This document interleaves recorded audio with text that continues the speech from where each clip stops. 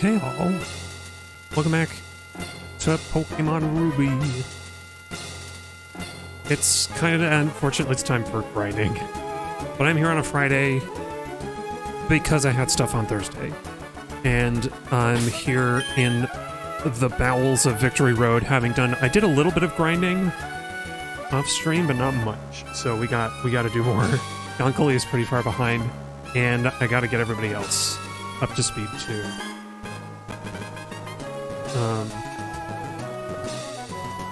Yeah, I was looking through move sets, and I think I've already taught Gonkali Earthquake, haven't I?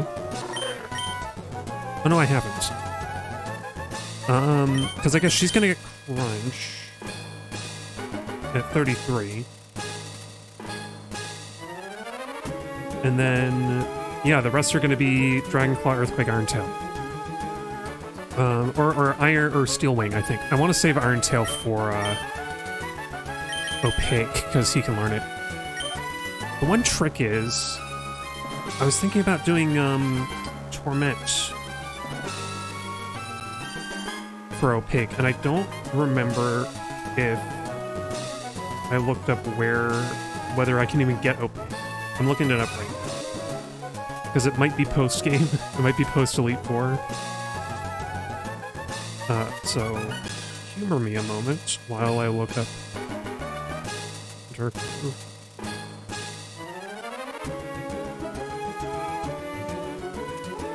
Oh, wait, what? Slateport Contest House. Do I already have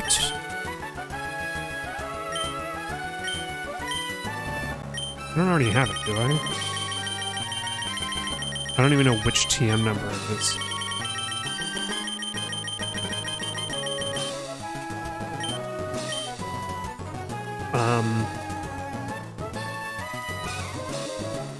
Well, I guess we're gonna go to Slateport at some point. I may as well do the ones that I'm definitely doing. Oh, Gonkali can't learn Dragon Claw yet, because she's just ground. Right. But she learn Earthquake. It's funny, Relax can also learn it. I guess that's potentially... Because what, ground is good against...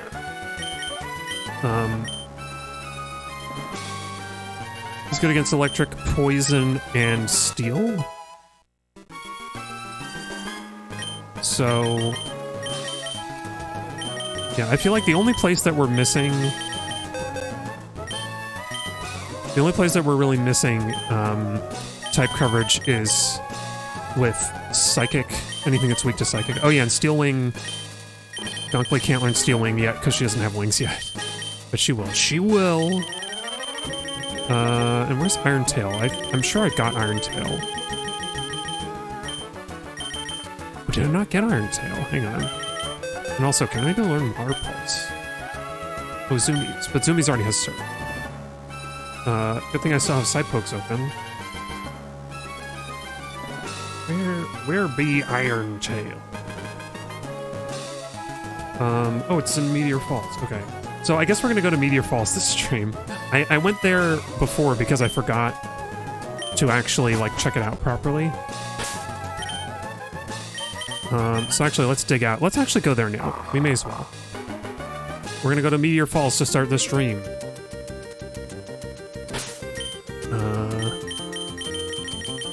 And I think Gonkali has the experience share, right? To catch her up? Yeah. It's funny, I feel weird bringing in Gonkali, but we've basically only had 5 core team members for most of the game because I kept Zay around for HMs. And so now we just kind of have to bring in a 6th person. A 6th poke. But yeah, we can get to Meteor Falls from Fall Arbor. And I'm gonna need to get... Oh, wow. We flew over on the same note. It's like seamless. I've never done that before. Okay, so we're gonna grab Fantastic, who basically has all the moves we need to navigate around this place except for Flash. And Meteor Falls is luckily not dark. But I went there earlier and I got Dragon Claw. So I don't know if we need... Whoops. We might be able to fight a trainer or two. I don't remember. I don't know if there are any trainers left that I haven't fought yet. Oh yeah, also... Oh crap.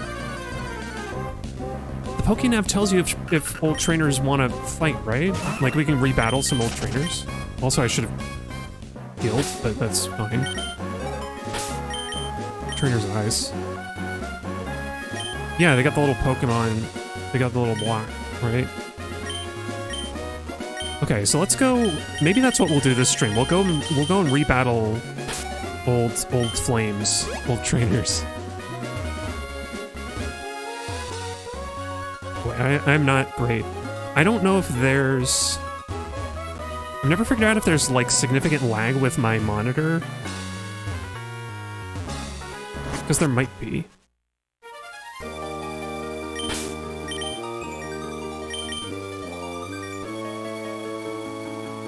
It would explain why it's hard to do the Mach Bike. Okay, so we gotta explore around because I don't know where to find. I found the Dragon Claw, but I don't know where to find Iron Tail in here. Maybe we actually have to beat a trainer for it.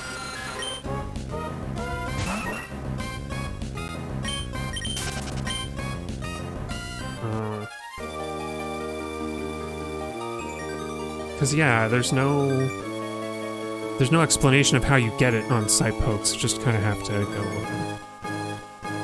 Oh, there must have been something up here before. Oh yeah, I've got repels. What am I doing? Show. Yeah. I was busy yesterday. I had like a meeting of the minds. But I'm back because I didn't have anything today. It's weird. I feel like over the last decade. Oh, that must be Iron Tail. Okay, so we got to find an up ladder. But I feel like as an adult, I've felt like more and more kind of serious events. Oh, this one. Oh, this is it. I think we already got it. More and more serious events have take place on Thursdays rather than Fridays, because people are like doing personal stuff and dates on Fridays, I guess. I don't know. It strikes me as strange. Oh yeah, I like Odor Sleuth. Okay, we get rid of Tackle then. Because actually, if we can't get Torment, then Odor Sleuth is pretty good for Opaque. Because does it have an accuracy? I think it does. It has accuracy, but it has the advantage of getting around enemy accuracy. Oh hey, Amako, welcome. Yeah, it is Friday, or Frida's Day. Freya's Day? It's either Freda or Freda. Nobody's sure which Norse god it is. Welcome, how you doing? I was just talking about how I feel like so many like Thursday is sort of the preferred day for more organized events and get-togethers. Frieza? Oh, Frieza's Day. I don't want to celebrate Frieza. He blew up a planets. He blew up a many planets. And killed people. He killed Krillin. Although, I don't know, killing Krillin is almost like... At some point, killing Krillin became like a standard bad guy thing to do. He's died a lot of times. Oh, you've been doing Zelda games in the timeline order. Like the Hyrule Historia timeline? I guess that's a good guideline to go by. It's gotta be kind of difficult. Wait, how does that? So you start with... Does that include... Are you including just the mainline games, or are you also doing like Hyrule Warriors and stuff? Because I think technically the new one that's coming out is like early... Or no, there is the... Second Hyrule Warriors is like... Past it.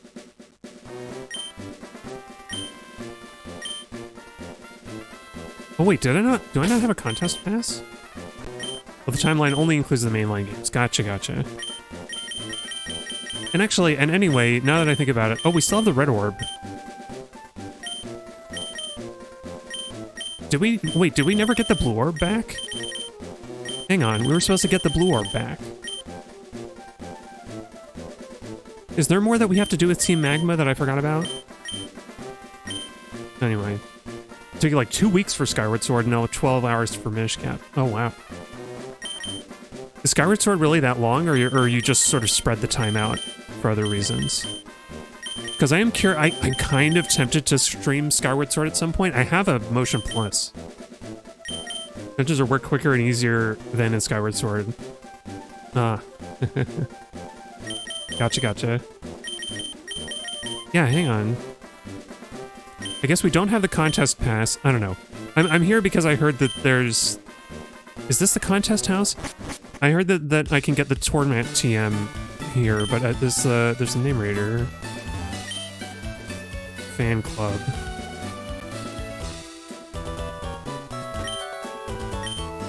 There's the Pokemon contests, but is that a contest house?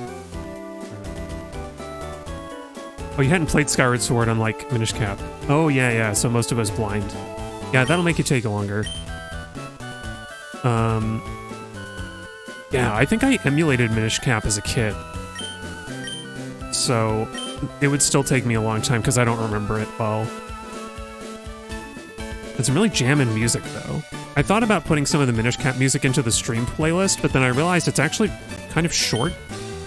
It feels like it's just a little bit too short to be good. To be good choice. To be good choice for stream playlist. I don't know why I talked about it. Aw, man. Wait. Do I have a Pokemon that has maxed EVs? I wonder. Maybe Relax? Dang. Nope. If Relax doesn't have max EVs, maybe Opaque. Nah. Then none of my team have maxed. Because I think that's what she's talking about. You have to go for it a little harder. Skyward Sword was way more complicated in terms of puzzles and dungeons. Oh, yeah. Yeah, I've seen... Because that's the thing, I've seen a playthrough of Skyward Sword, and I've seen some... speedruns?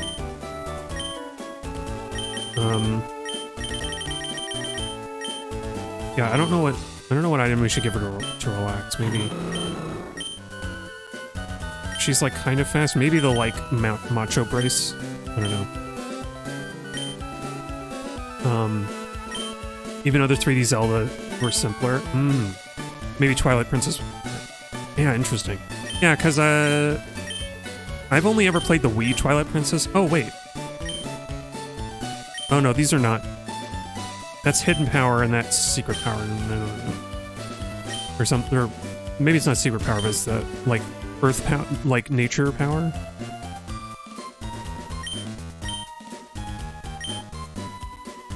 This guy isn't even selling anything.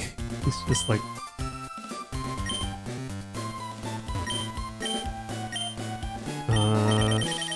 Oh right, bricks, notes. Oh, you know what? With the I should make a song with the note mats. I don't know how much space you get into in a secret base but for Emerald I should do that. Yeah, I guess. Can you actually get items from the Pokemon contests? Because I was reading that you can get Torment from here. But I didn't read how. Oh no. Oh, thank goodness. I was locked in. She locked me in. You win a contest, you get a poster on a wall. Okay. Yeah, I don't know. I'm not gonna worry about Torment. I find it funny that the first Pokemon contest building you encounter is, getting a random phone call from nobody. But I find it weird that you get the, like, ultimate contest. I feel like it discourages you from doing the contest because you can't... It's like, Pokemon contest, oh, but come back later with stuff. And you're like, oh, am I even gonna remember to do that? Okay, so forget about Torment. I guess we're just gonna go do... we're gonna rebattle little trainers. and hopefully get some experience from that. Okay, but I have to take a quick little break. And I'll be right back. Oh, that's weird. Wait, phone numbers don't... I have Do Not Disturb on, but the phone number came through anyway? I didn't know that was a thing. Anyway... Yeah, I'll be right back. I gotta step out for a second. Just enjoy some music.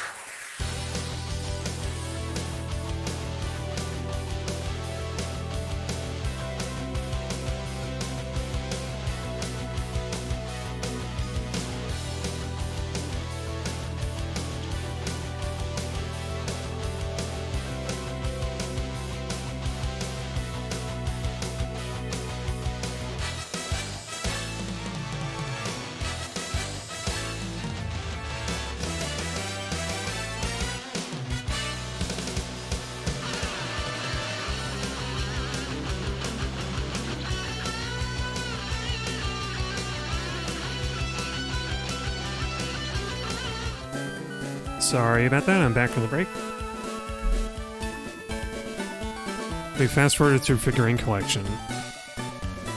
Oh wait, you're trying to like 100% all the games in order?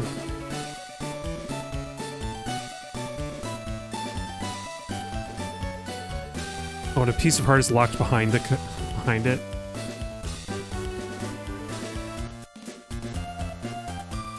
Oh, I see, that was for Minish Cap. Oh, did they also do the did they also do figurines like figures like in Wind Waker? I don't remember that part of Minish Cap. Or did Minish Cap introduce that idea in Wind Waker? Followed it up. I don't remember which one came first. Okay, well let's go find Aroma Lady. She's on Route 118. Well, you probably won't do it. Wait, what? Hang on. All 100%. You mean you won't 100% Wind Waker? Or you're gonna skip it in your chronology playthrough? It's part of the chronology. Wait, where's 118? Gosh, why does the map show you? Where's the map showed you when you were flying? If you do it, it'll be way at the end, and either 3 will be 100%. Yeah.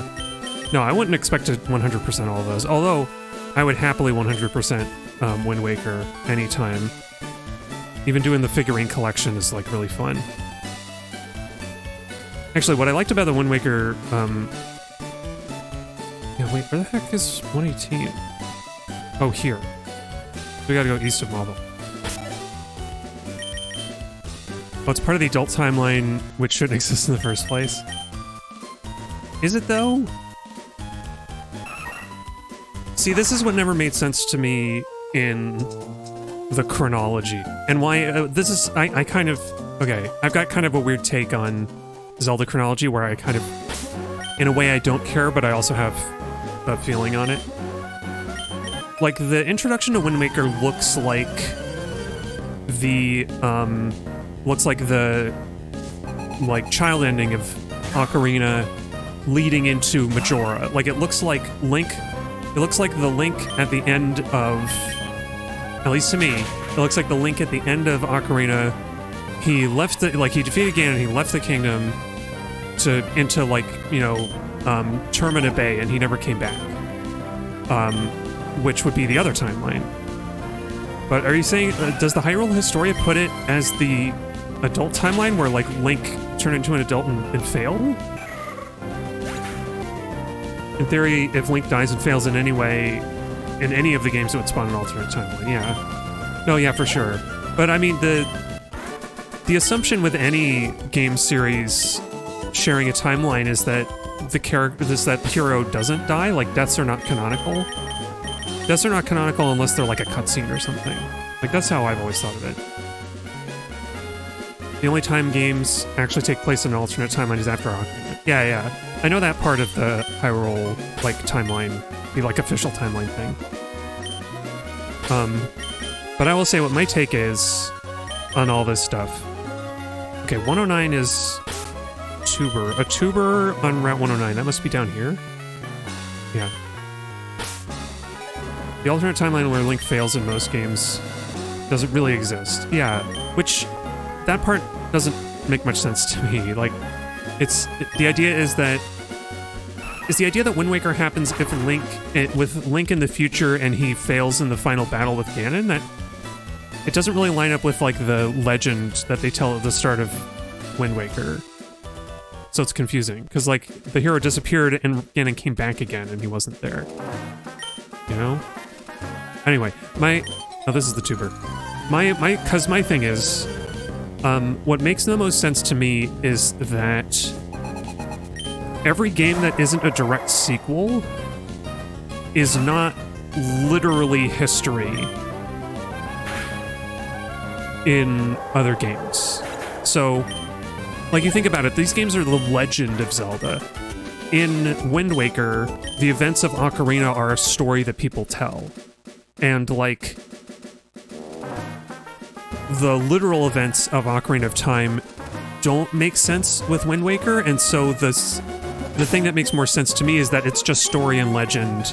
It's story and legend where, like, there's kernels of truth there, and, like, there are names that are shared between these stories, and, like, you could imagine a literal history that took place to, like, but, like, each game is itself a retelling of real events that's unreliable. Does that make some sense? Where, like, in the fiction of Wind Waker, none of the literal events of the other games aren't necessarily true. There's Route 104. Okay, so we're going to Route 104. So far, these trainers are not very useful for XP, but we're doing it anyway. By the time where Link succeeds to go back to his own era as a child, the temple of time is sealed and Ganondorf isn't able to take over. Yeah. And it leads into Majora's Mask, but the adult era assumes that the adult era of Ocarina of Time still exists as an alternate timeline. What? Wait. The timeline where... Oh, I see. The assumption is that Wind Waker takes place where, like, Link took the Master Sword and then, like, fell asleep for 7 years and people were like, oh, the hero vanished and Ganon took over. But then also Link never turned up to fight Ganon in that timeline? That's where things kind of don't line up to me. Also, wait, which trainer were we fighting? Is it a Roma lady? Oh, Lady Cindy. She's down here somewhere. See, this is where things don't make sense to me, because in the adult timeline, Link fights Ganon and kills him.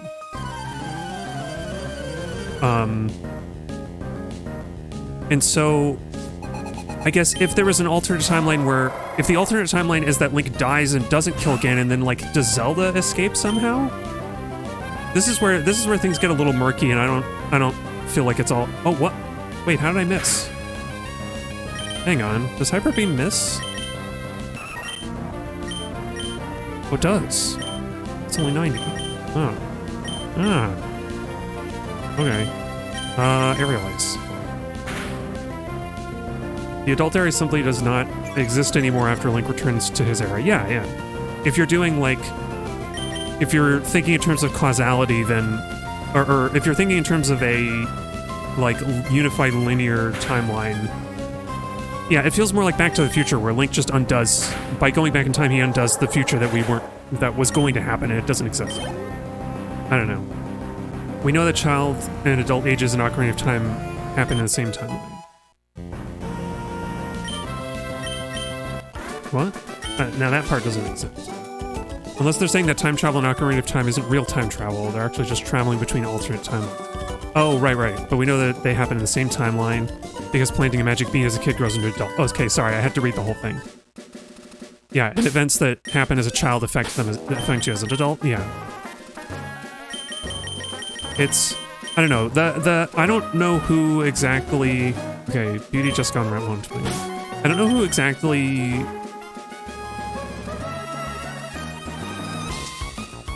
See, what I think would make sense... Gosh. This is where my perspective comes from. This is where my attitude comes from about this, where it's just like... The simplest explanation is just that... Like... what? We've got, like... Zelda 1 and Zelda 2 are directly linked. Those events are literal from one to the next, like they have to be connected because Link's Adventure is a sequel. Then we get to A Link to the Past. I think you can start to speculate that, like, okay, Link to the Past kind of feels like a reboot in a way where it's like we're kind of doing... It's like, it's sort of a fresh... It feels like a fresh slate. And in that sense... I feel like the events of... So, like, in the world of Link to the Past, Zelda 1 and 2 might be stories that people tell. Oh, yeah, also, wait, Beauty. Is there a Beauty up here? Might be. No, this is like an older lady.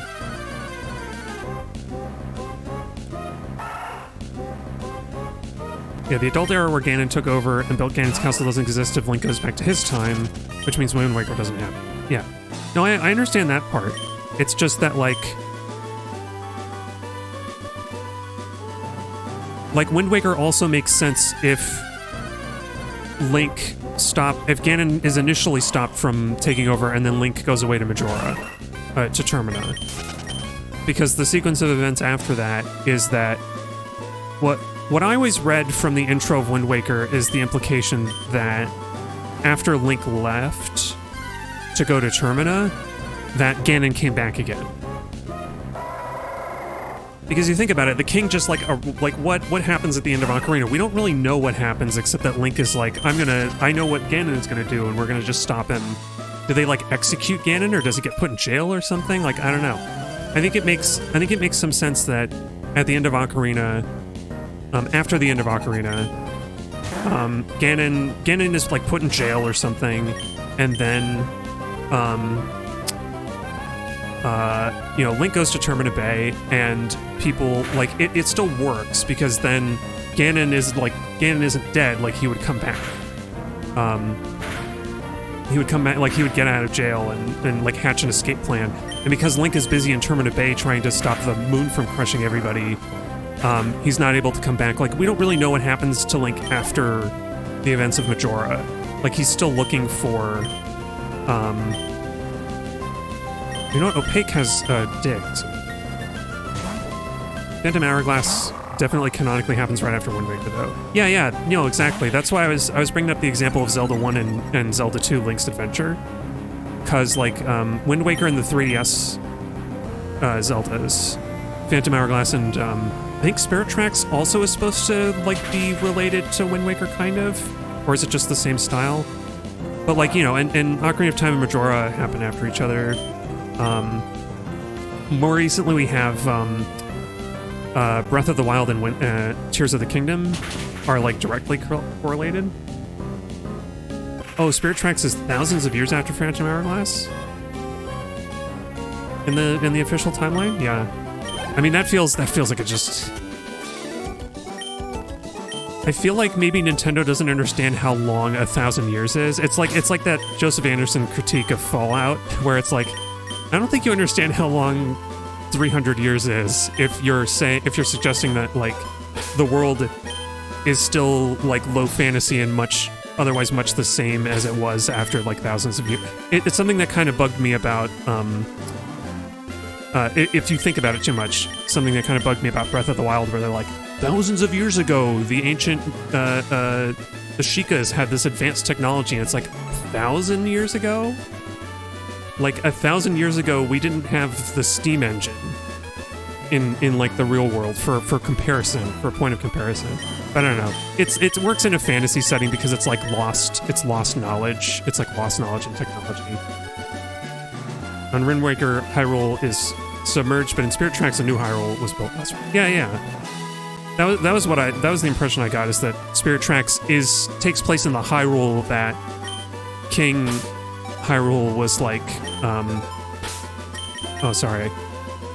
that Spirit Tracks is supposed to take place in the Hyrule where King Hyrule is like, go to a new land and that will be your new Hyrule. And I was like, okay, that must be, they did that and that's where that is. Okay, wait, there's another Route 118 person? Maybe they're across the water.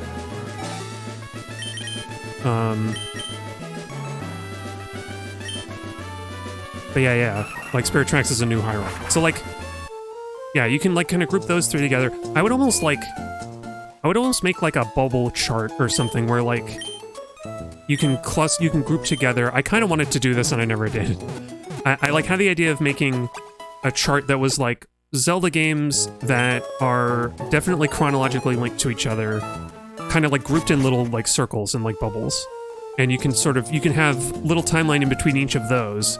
And then outside of the bubbles, you could have, oh, this guy wants to fight. Outside of the bubbles, you could have links that are like, this story appears in this game like as a story. Like the events of this game are referenced here. Like, I think, oops. I forgot I was fighting. Oh, you know what? Never mind. Good job, Niblin. Hyper Beam worked. I thought that would be fun to do. Because you could also... even Linebeck has a character based on him who's actually someone else. Who's Linebeck? Is that I never played the 3DS games, so I don't know. Yeah. It's like... Well, you know what it is? Here's a good comparison. Every Final Fantasy game has, like, Cyrus? No, not Cyrus. Every Final Fantasy game has the guy who, like, built the airship, right? I forget what his name... I forget what his freaking name is. I don't know Final Fantasy, so it's not a great... It's a good example, but I don't know how to... Linebeck the Third, grandson of Linebeck. I mean, that's a very common... like old European thing, is you get people with the same name.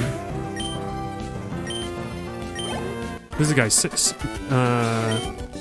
Cyprus? Cyrus? What the heck is... Who am I thinking of? Hang on.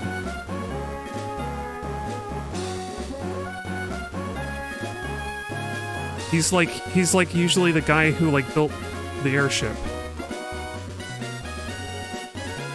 Gosh.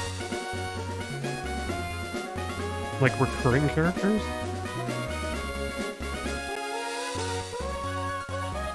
It's like if you tried to make Final Fantasy as an entire series make sense chronologically, I think you would just, like, your brain would explode. Sid's who I'm thinking of. Sorry. Like, every Final Fantasy has a Cid.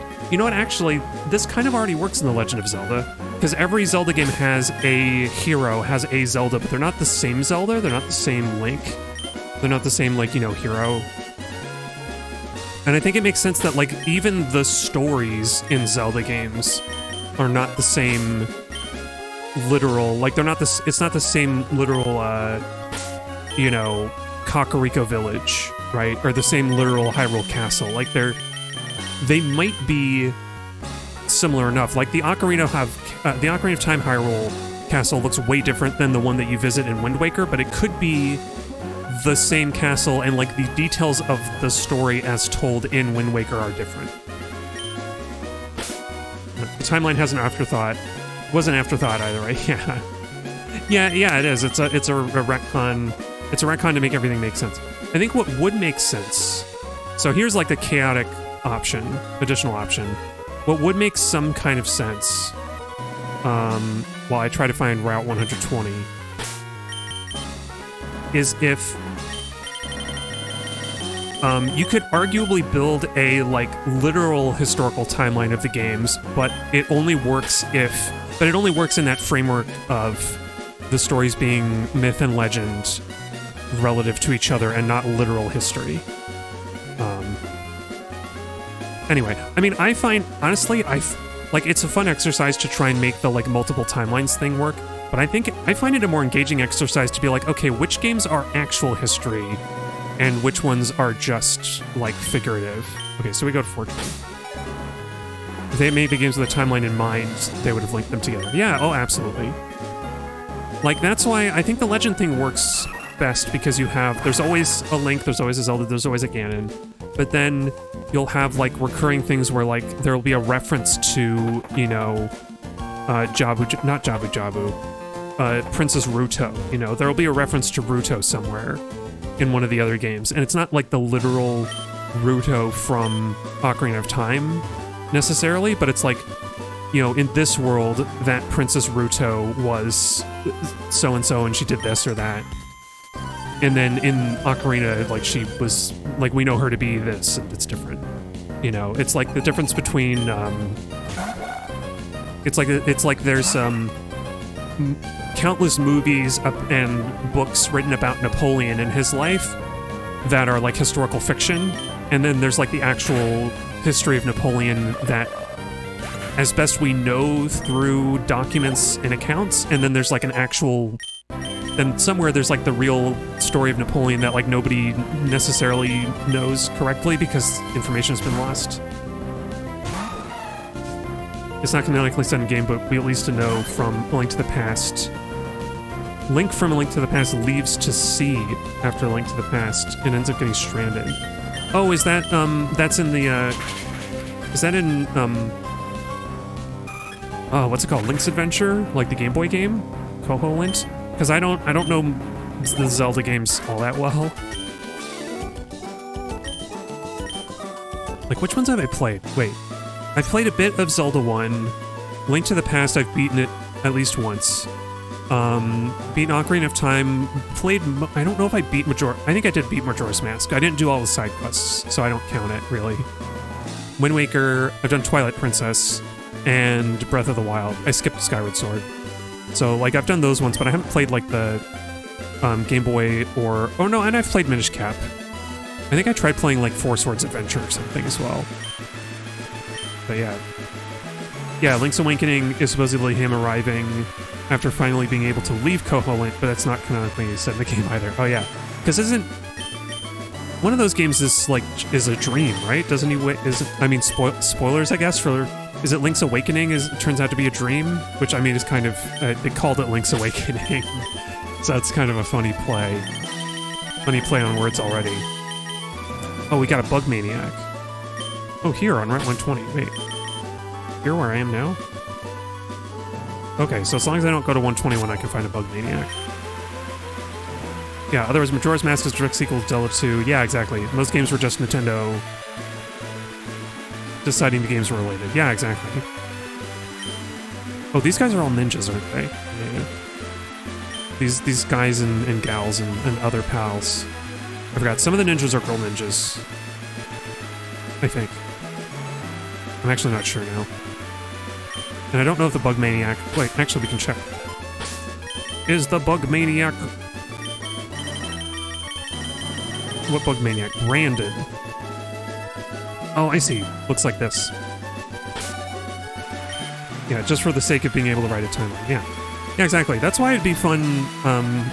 That's why I kind of, now that, after talking about this, I do really want to go back and, like, try and make this chart. I want to make this chart that kind of makes sense of the, that makes sense of things in a different sort of way.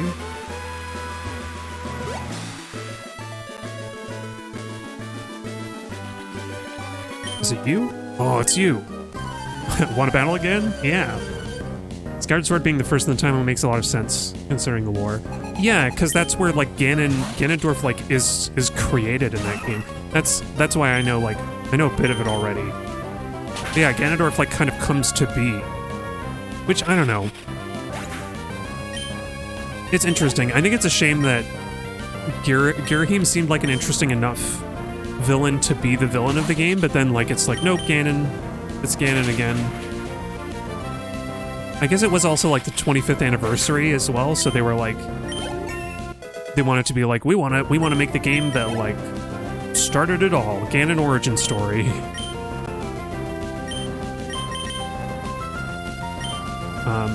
And I should say that I understand it's not... Ganon and Zelda and the hero being the same every time is like the spirit thing that's not like it's not like literally Ganon is always the same guy. I understand it's like more complex. It's like I saw a whole video talking about how it's related to some like mythological traditions in Japan, and like there's not like a good word for it in English. Oh yeah, it's not really clear why Minish Cap has to be second in the timeline. Oh really? Or why it has to be before Ocarina. And there's no sense why Fort Swords doesn't happen if Link fails to stop Ganon or not. Yeah, I don't remember Minish Cap well enough. I felt like Minish Cap made sense coming after Link to the Past, personally, but I don't know. I never really looked at the official Hyrule, because it's in Hyrule Historia, right, where they put the timeline. I never looked at that timeline, so I'm not familiar with exactly what it looked like. Oh yeah, and I want to say Gentleman Walter was up here somewhere. Oh no, wait, 121. We haven't gotten there yet. Yeah. The timeline is weird. Oh wait, I know where the gentleman is. He's, I totally passed him earlier. Oh, yeah. I'd like to do... Yeah, I'd like to, you know, if Reddit were not a desolate wasteland, recently revealed to have been polluted by a bot experiment, I would totally post something over there of, like, you know, legend timeline or something. I don't know what I would call it. Oh, because of the story, Fort Swords Adventures assumes that Ganon has been defeated because Vadi and such work to bring him back. But if Ganon hasn't been defeated, then the events don't really happen. Oh, I see. Yeah, yeah. But it could be... You could argue that... Oh, wait, mimic drop. Maybe... You could argue that maybe it would make sense to put Four Swords immediately after, like, A Link to the Past or a different game where Ganon is defeated? I don't know. Body can still escape, and that would lead to something else entirely in the Fallen Hero timeline. But, okay, oh, another timeline split where, like, Vadi still escapes and then does something else, and there's, like, a totally different plot. Yeah, Ganon gets defeated literally the first thing in the Fallen Hero timeline. Oh, right. Yeah, it's...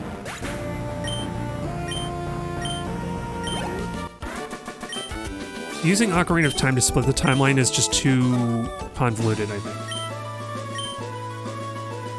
Because here, what you could do is... Oh, wait. In a weird way, what would make... I'm going to save because we've got some models. In a weird way, what would make more sense if you wanted to split the timeline from Ocarina is... Because Ocarina's ending is ambiguous. It's not clear what Link does when he meets Zelda at the end. It's not clear if they're successful in thwarting Ganon, you know, this early in time. Because Ganon's an adult and he's got magic and stuff. He's powerful. Okay, Route 116. We're looking for Jerry. Jerry! You gotta fight that trainer, Jerry! I can't do good impressions. I shouldn't try. Oh, right. School kid. Alright, Rest Pro. It's a fun way to play through all the games than just doing them in a release order. Yeah, for sure.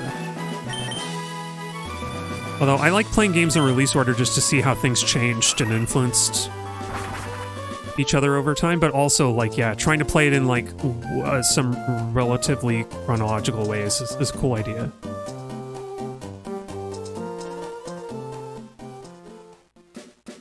Because, yeah, I imagine with my approach... Oh, wait, this is probably the school kid I'm looking for.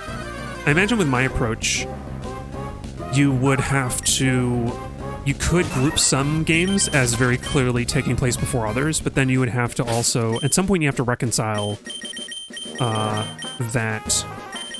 You know what, Gonkali, actually, I should be leading with Gonkali because she can actually battle some of these. Oh, never mind, you're not ready to battle anyway. I should also reorder her attacks. But yeah. I don't know. We went on kind of a rant there. Because I guess I do have strong feelings about the Hyrule timeline, Zelda timeline. Primarily that it just doesn't... The official one doesn't really work. Anyway. What? This Tailo is not faster than Gonkali. Or does Arena Trap work both ways?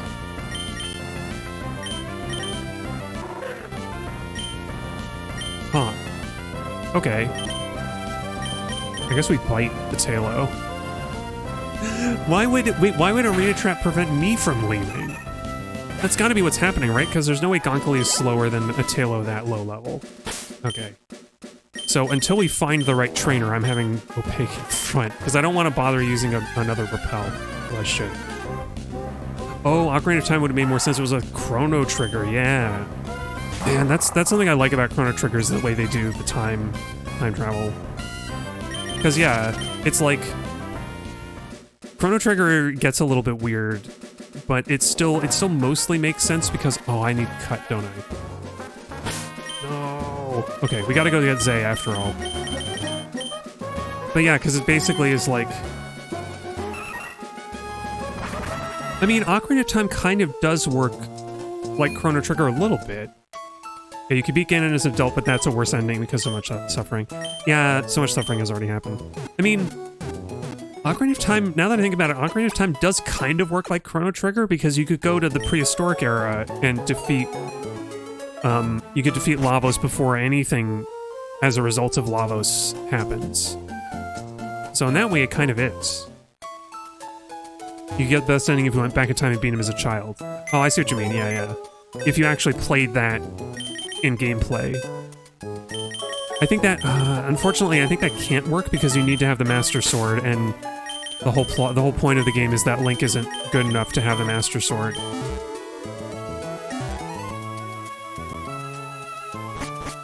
Which, you know, in a fun way, that ties back into, and here's where Legend stuff comes in.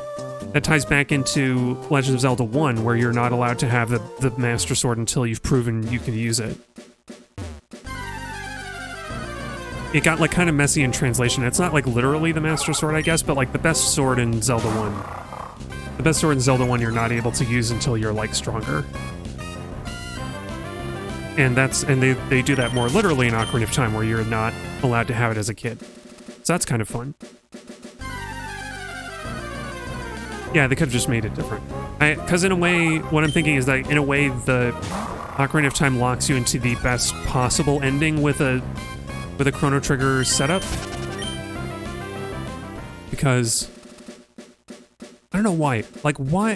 Now that I think about it, well, okay, let me get out what I was going to say first.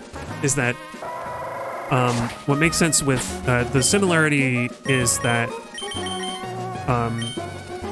Chrono Trigger has the concurrent timelines happening.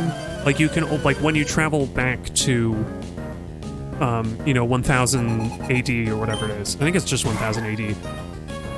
It picks up from when you last left off, so you can't, like, you can't, like, undo anything that you already did after traveling back in time. But you can still affect the future that you travel back to. Chrono Trigger didn't do time travel very well. I mean, I don't know. I enjoy it. I think it does fine. No? It did several things right with the time. Like, I mean, I guess, like, at the end of the day, how do you do time travel well in any story? Because, like, in some way you're gonna run into problems no matter what you do. Like, time travel as a plot element is inherently flawed, I would say. Like, think about trying to dissect the events of, like, Back to the Future and your brain explode. It just doesn't, it doesn't work.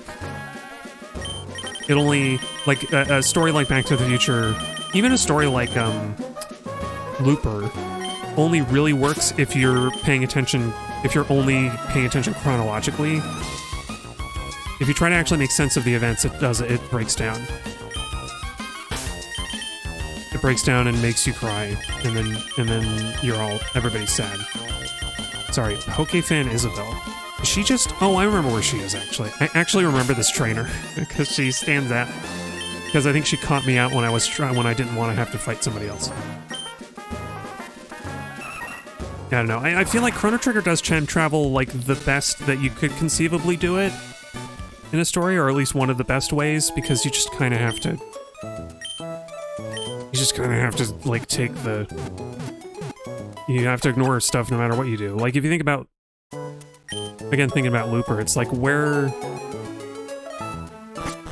Looper's not a great example because I'd rather like that. The example I would use from Looper is a little too gory of an example that I would discuss on this stream. But like if you take Back to the Future as an example, like that famous scene where Marty is slowly disappearing, like he doesn't do anything to get his dad to like stand up for himself and like start dancing with his mom again. And like she clearly doesn't want him to leave. It's like, what? Are we really... Like, why is he suddenly disappearing because this one guy interrupted the dance when we see the timeline, we see the events, like, correct themselves in real time? It's weird.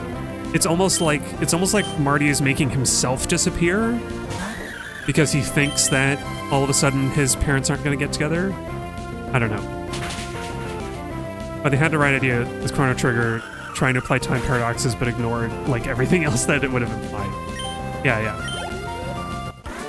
It's just that, like, at least within a video game, I think Chrono Trigger makes time travel work in that you can't undo your own stuff, really. You can't walk back or undo any actions that you take.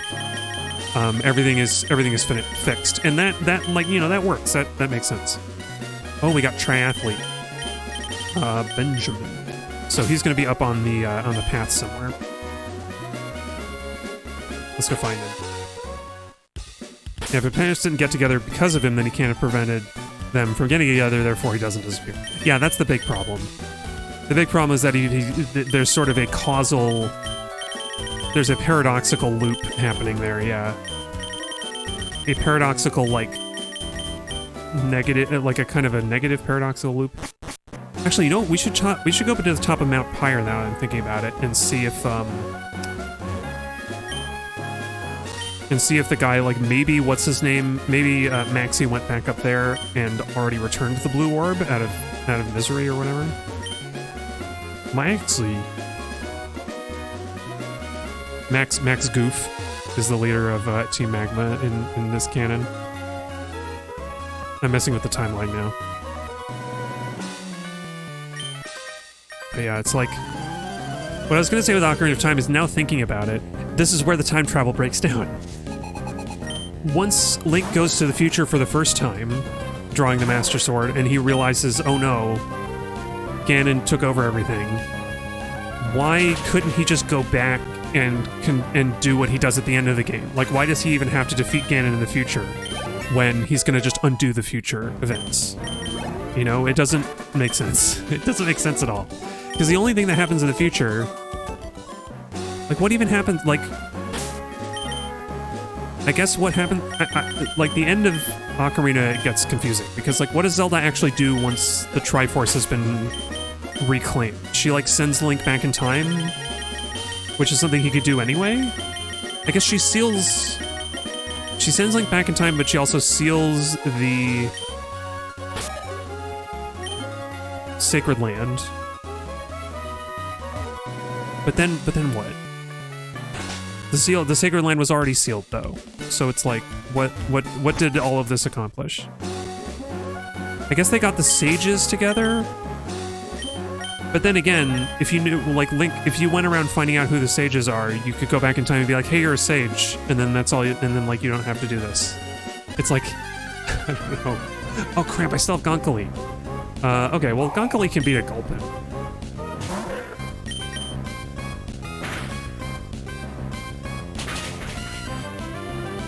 Anyway, so yeah, Ocarina of Time travel doesn't make sense. Which should be taken for granted, I think.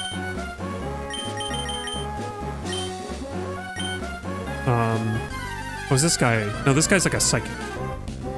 I mean, I'll talk to everybody along the path. But yeah, I think Chrono Trigger works. Chrono Trigger works as well because when you defeat Lavos gives you a different ending, and I think that's a decent.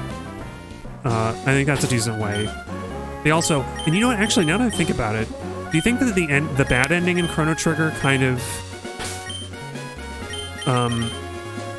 like informed some of the Hyrule timeline, the Zelda timeline? Because like, there's the bad ending where you die, like the sword was lost and like Magus took over the world or whatever. Magus won the war instead, right?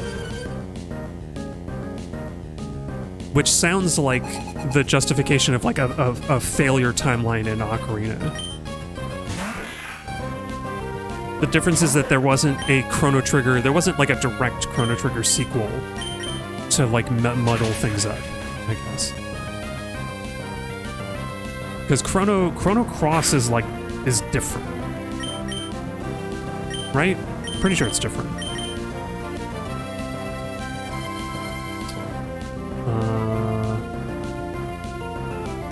Let's try Opaque. I want to see, because I need to learn, as well as I know the type chart, I don't know it very well for Steel. For certain types, like Steel, because I never really use Steel moves. So I'm going to see if Steel is at all useful against Alambre. Oh, not really, but it was strong, because Opaque is strong. Time travel can work if you say it's not real time travel, and it's just parallel universes.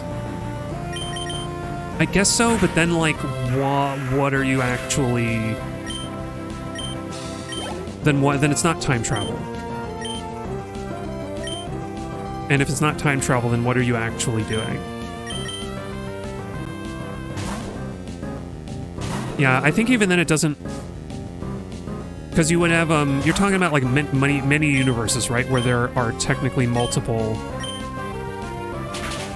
Instead of like traveling back in time changes your future when you travel back to it, it's like it creates a branch that makes like a new universe.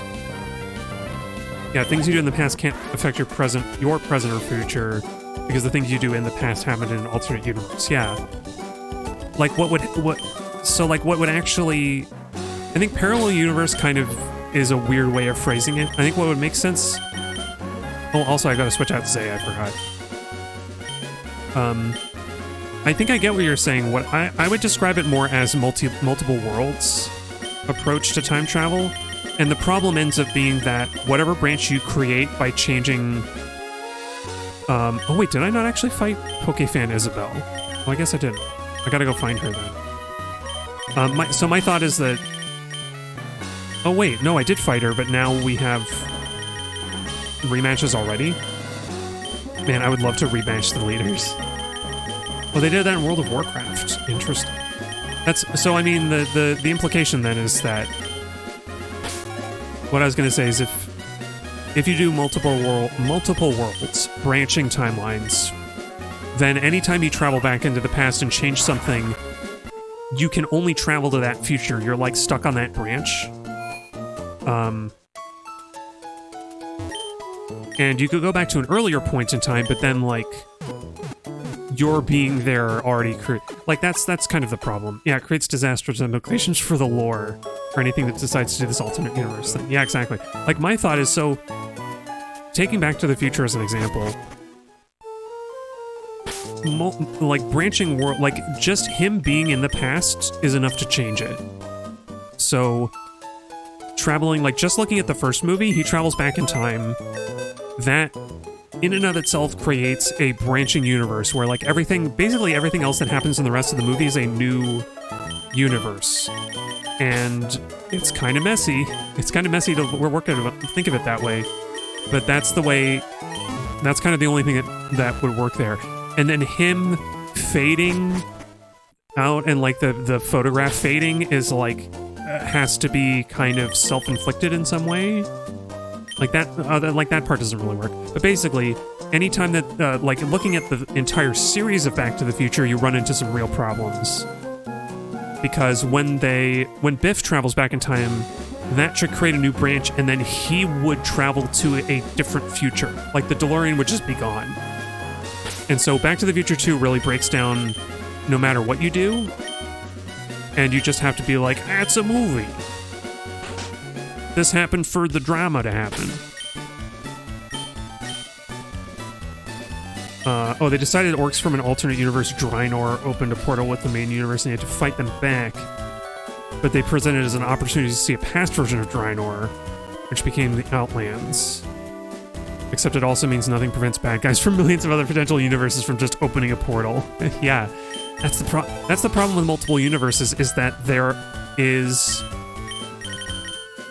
are too many other possible, like, versions of everybody that could potentially be interacting and, like, interfering and manipulating your universe. I think also, once you create, like, a branching universe, you kind of can't, like what version, like, you're creating other versions of yourself. I don't know. Multiple worlds theory creates too many problems than the ones that it solves, I think. Oh wait, I wanted to have Gonkali. Oh well. It's okay. Opaque can dig a hole and then pop up like Bugs Bunny under the Magnemite. If one alternate universe could have decided to be a problem, then potentially millions of billions can also happen. But it also applies to everything. TBH applies to everything that uses multiple universe versions of time travel. Yeah. It's like, because if we want to talk about, it's about time for the midstream break. But if we want to, I will say one thing. I will say one thing about Back to the Future plot. The one thing that makes Back to the Future work is if there's some kind of supernatural. Oh crap! I forgot this is the Rydell guy. In an alternate timeline, I remembered that he just wastes your time, and I didn't click on him. Yeah, nothing prevents people from potentially infinite other universes traveling to your universe and screwing with its timeline. Yeah. I feel like we never see stories about a time traveler coming back and, like, messing up, altering the future of, like, the perspective characters. It, like, doesn't really, because I don't know, that's too scary. Yeah, there's always an assumption there's one main timeline, like a canonic, yeah. And people from the main timeline are special. Yeah. That's kind of what I was going to say with Back to the Future, except that, like, the only thing that makes Back to the Future make sense is if you have some unbreakable supernatural link to the timeline that you came from. Because then, future Biff in Back to the Future 2 would have to return to his own timeline. Oh geez, this guy called me terrifying in a bad way. But yeah. Like, and like, I don't know that there's... Clearly, I think Back to the Future doesn't rely on a main timeline because they just, Marty changes his future, his own present. And that's supposed to be a good thing. So it seems to me that there's the one thing that would make sense is if there's some kind of supernatural link to your original, whatever original timeline you came from, and any difference that's significant enough will not affect you when you go back. Because I don't know, like, if you think it, like, Back to the Future 2 kind of messes with everything. Because if Biff goes back in time and gives himself the almanac. Oh no, you know what it is? The way that it would work is that Marty and Doc being in the future anchors that version of the future until they time travel back. And so that's the only reason to explain why Biff comes back to the future unchanged. Is because you have time travelers out of their own time, and until they go back, nothing can be changed yet. And like that, even that creates problems. So, you know. It's like they're like in detached head. They're like in a detached head state if you're thinking in terms of like version control, for example. Okay. So I guess we're gonna have Gonkali leading for a little bit. Yeah, most people can't think of every possible implication, so messing with things in the past never accurately impacts the present future, and the less of it you do, the more accurate it ends up being. Oh, like in Time Splitters 3? Yeah, Time Splitters is a series I'd like to go back to, even though I'm sure it's problematic in weird ways. But yeah, I mean, see, that's the fun way to do time travel, where you're like, we don't worry about it too much. Don't think about it, and it's fine. Yeah, I've got one last Haley, one more trainer to fight. Yeah, it doesn't really make sense how time loops would happen. Because, I mean, here's the easiest time loop. Forget, like, going back and killing your grandfather. What if you created a portal that's, like, 1 minute into the past? It's like it's like a door frame. What if you create that, and you walk back through it? Like, you just walk around and walk through it 1 minute into the past. Like, what happened? Like, the moment you turn that machine on, like, I don't know, like 1 minute before you turn the machine on, like, you step through the portal, and then, like, oh, do you, like, not turn it on now? And you, like, break the future? Like, it creates an immediate paradox just having a time travel device. So yeah, let's go. We'll fight this last, and then I'll take the midstream break. But yeah, I don't know. I don't know. It's an interesting exercise. It's like, can you make a time travel story actually work? I feel like time travel kind of just like... Time travel kind of can't exist in reverse, like traveling back in time. Because, like, how do you reconcile all of these problems? Yeah, it doesn't really make sense how time loops happen because it assumes it's just always been that way. And even tiny stuff like this can break it. Yeah. The simplest thing. I like the idea of a time travel story where you think it's time travel and then it's not. Because that kind of solves its own problem, where it's like, no, it was just faked. It was faked in a way, but, like, it has to be faked in a way that's interesting. Unless the future you're traveling into already operates on the assumption that you didn't exist for X amount of years. Oh yeah, traveling in the future can't really work. Well, traveling in the future, it can only work if you do the, like, time machine version of that. Like, sorry, George Orwell's time machine version of that, where he just, he's basically just, like, frozen in place, and the world changes around him over all this time. But it means he would have to be like, he's in sort of a protective bubble, I guess. I guess he has to be in some protective bubble that, like, can't touch him, which is a little weird. It's like an extra kind of conceit that you have to make. 'Cause, yeah. I mean, ultimately... Oh, I went to the wrong entrance. Ultimately, one problem with time travel is that you're breaking conservation of energy and matter, or conservation of, you know, matter energy, whatever you want to call it, like energy and matter being exchangeable. Conservation of information or whatever. I think Stephen Hawking might have called it that. Because basically, like, you're popping into existence, like, if you're looking at the arrow of time from past to future, Marty McFly pops into existence in 1955 out of nothing. Like, there's no... We understand as viewers of the movie that, like, he's retroactively manifesting himself at a point in the past, but chronologically speaking, he pops into existence, and that doesn't really reconcile with conservation. Anyway... especially because he returns back to the future at the same point in time he left, so there's, like, extra matter and energy introduced into the system that it shouldn't be possible. So I don't know. Oh yeah, sorry, what you were saying is, if the future has to already exist in the way it would have happened if you disappeared suddenly, rather than how the future would have been, that isn't possible to design. It would be impossible to say it's inaccurate, but going back to the past instantly breaks the time. Yeah. Like, I imagine, like instantly teleporting into the future where like you wink out of existence in the present and wink into existence in the future, that also has the conservation of information problem. But like cryo freezing or something, and then like you wake up in the future, that kind of is an accelerated time travel thing. Like if you accelerated time travel into the future on yourself, that kind of works.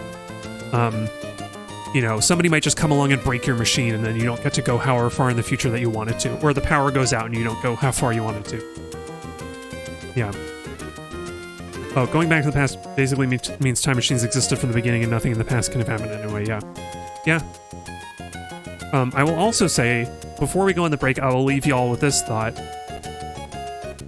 When I watched Steins Gate on recommendation, and I didn't like it, but I thought it gave me the idea for a show that I thought would be interesting, which is that somebody invents a time machine and then immediately an organization is formed where the only thing they use the time machine for is to prevent people from building time machines, because it would be such a dangerous and destructive tool that it shouldn't be allowed to exist, right? I think that would be an interesting plot for a story, and Steins Gate, I thought Steins Gate was going to do that, and then he didn't do that, so I was like, oh, no. So anyway, okay, I'm going to take the break, because I got to take a break, and I'm going to waffle on for too long. But I'll read your comments when I get back, Mako, because I like the topic of time machine, time travel. Let's put on some Chrono Trigger while I'm away as well. Enjoy the music.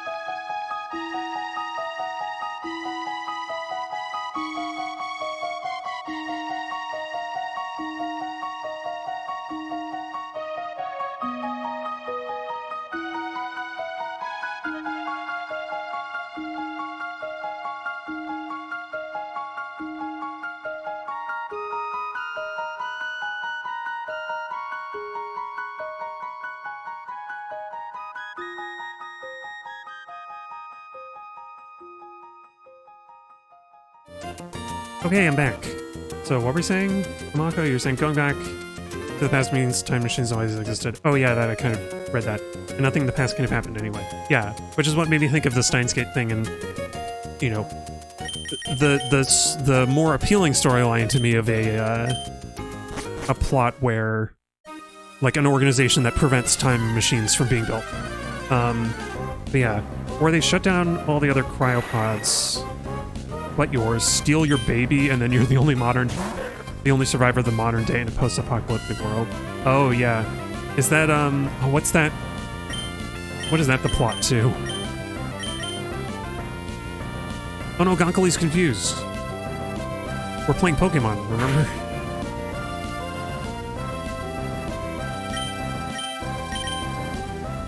That sounds familiar. That's not Demolition Man, is it? There are a lot of, like, flung into the future with cryonics stories, and it's kind of sad. It's kind of funny how cryonics has not produced results in humans at all. Like, it's just not. That's an interesting topic in itself, actually, but I won't get too sidetracked. Because did I have another thought on time travel-y stuff? Well, I thought I mentioned the one. Oh, what was I thinking of? I did have another thought on time travel plots. Yeah. Well, that's the thing with. Well, okay, we can talk about cryonics. I've done some reading on this actually in videos because I think it's just interesting. I think it's kind of foolhardy. There might be some niche medical reason to, like, cryo-freeze somebody, but I think even that is like, there's like a lot of privilege there with, like, being able to afford cryonics. Basically, cryogenic, yeah, they would have to find a way to freeze without making the water expand as it turns to ice. So basically, the problem with cryonics is that humans are too big. It's been successfully demonstrated on smaller animals. The problem is that I think it's possible. I think it has been demonstrated to actually safely freeze a human body with, like, proper.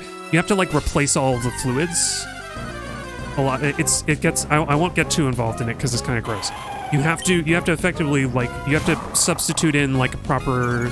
There's some chemicals that you can swap in that, like, prevent you from, like, your cell tissue damage from the freezing process, like what you're describing in Mako. Not freezing the water in your body into icicles. Basically, the problem is the freezing is not such a big problem, although part of it is that you have to be able to, like, you have to bring all of the water in, you have to bring all of the, like, chemical process into play quickly enough so that everything you kind of have to freeze the body all at once. And I think, I want to say that has been done with some people, and it's a little sketchy. The hard part is thawing out, because and they've been able to do this with small animals. You say mostly bugs, and I mean, I believe you there. I want to say there was some demonstration on, like, hamsters that was kind of an accident. But suffice it to say that humans are so big that you can't get all of the tissue thawed out evenly and quickly enough. And so, it's not possible to do it quickly and safely enough, and to restore the water in your body that you need, in order to thaw out a frozen human body. And cryonics it just doesn't really work. Oh yeah, a lot of bugs just essentially freeze in the winter and then thaw out after winter ends. Yeah, like as part of their life cycle, which is really cool.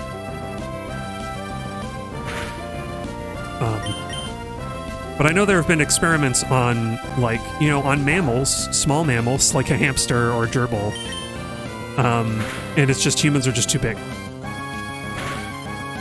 Yeah. Oh yeah, and hibernation is a different process for sure. We think of hibernation as, like, an animal going to sleep, but it's really more like they just have long stretches of being asleep, and you have to build up a lot of body fat in order to actually survive, to actually have all of the, like, energy and nutrients that you need to survive. So it's, like, it's different. Anyway. Yeah, let's try and focus on Gonkali. Because, actually...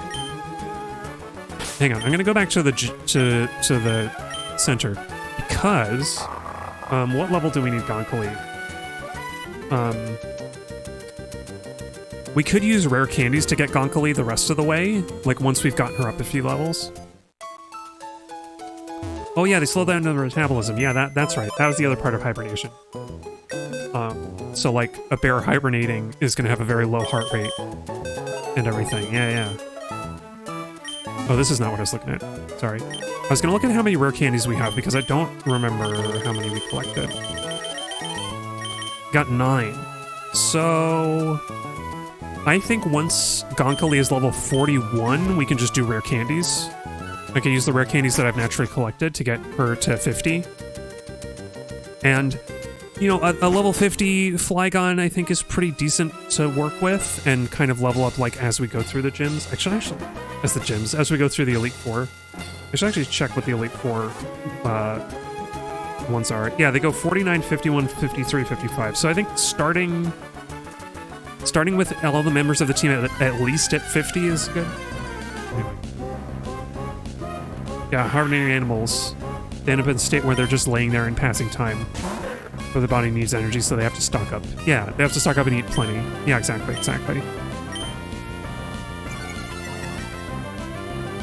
They need to make their swap partition big enough. Oh, wow.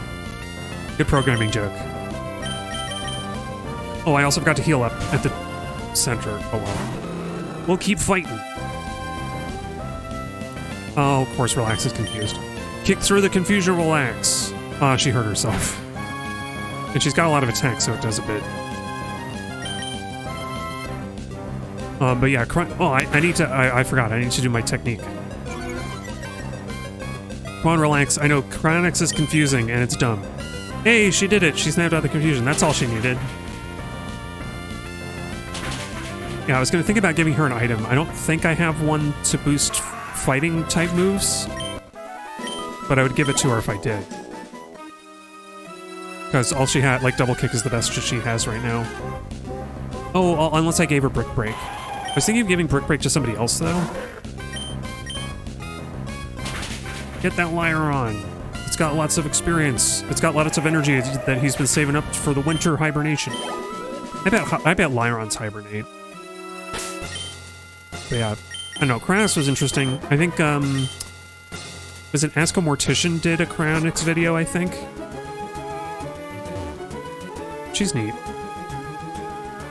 But, you know, content warning for scary stuff. Yeah, Blaziken has to wait until level 59 for its Sky Overcut. Yeah, exactly. It's exactly one level beyond the level cap for the Elite Four, so with my own restrictions, I'm not gonna learn it.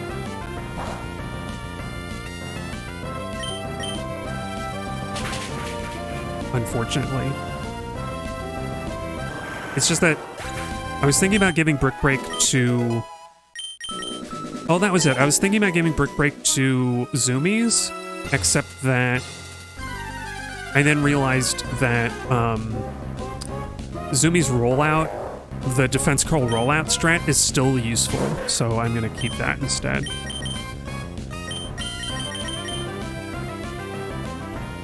You can get fighting boost item, but it's rough. Oh yeah. Yeah, I'm not gonna suffer for it. I was just thinking about, like, if I had one already. I have to thieve it off of an NPC after, like, the 4th rematch? Is it not like a post-game item? Oh, frickin' Whirlwind. Hariyama would be some good experience. Oof. Yeah, I should probably give her the Macho Brace for now, maybe. Not even post. Wow. I mean, Relax might be able to make use of Aerial Ace. I'm trying to think of, like, what else. She can already eat Bug, and I have to think about what type coverage she doesn't have.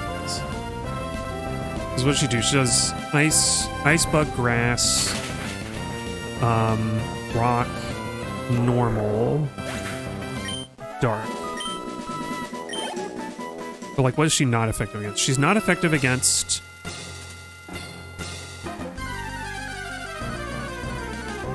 Whenever RLG is way easier, every single trainer in the dojo has one. Oh.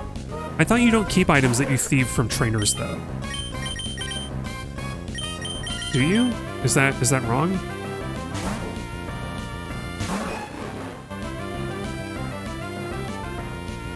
Oh no, you recreated Arena Trap after I took Gunkley out of the fight. Huh.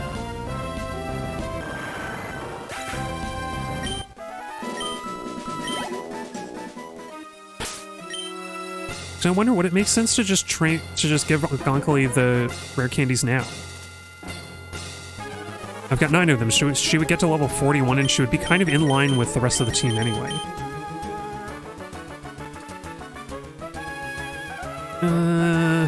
Yeah. Oh, you don't keep items you steal from Pokemon in Link battles, but NPC battles are fair game. Oh, I didn't know that. I mean, the only way you would know to thieve those items is probably from a wiki, though. Or the official guidebook. Pay us to buy our official guidebook from Pokemon Official. And we'll tell you how to get the whatever item it is. The, like, bandana. Yeah, they specifically acknowledge stealing from trainers is wrong, so you can't do it. Yeah, but NPC trainers? They're not real people. Obviously. No, the only thing that's over the line is stealing a trainer's Pokemon, unless they're dark. Unless they're like dark infested or whatever it's called. Whatever it's called from Pokemon Coliseum. What is that called? They're like tainted or something?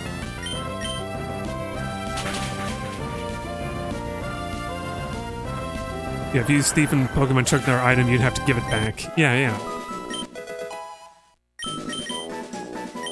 Crunch! Well, actually, yeah, now that she's learned Crunch, I could just give her a bunch of rare candies. Should we just do that? I think I'm just gonna do that. So that we can teach her Steel Wing and she can fight on her own. And I wanna get Macho Brace for Relax anyway. Or actually, I wonder, should I just, how much does a Macho Brace do, anyway? Because Gonkley is already pretty slow. I think it would just be worthwhile to put it on her, now that I think about it. If you battle someone in their secret base, you can't keep these items either. Yeah.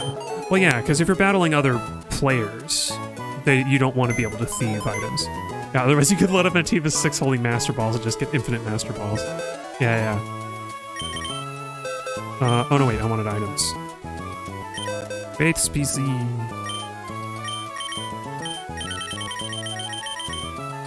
Yeah, what? You know what? I've got all of my, all of these things too, don't I? Should I start using? I should just spend all of these. All of the, vitamins and minerals.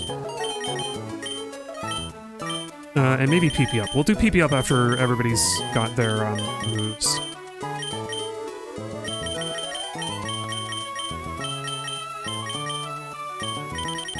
This is always what I do whenever after I've picked my team. My Elite Four team, is I just spend all of the minerals, all the vitamins that I've got.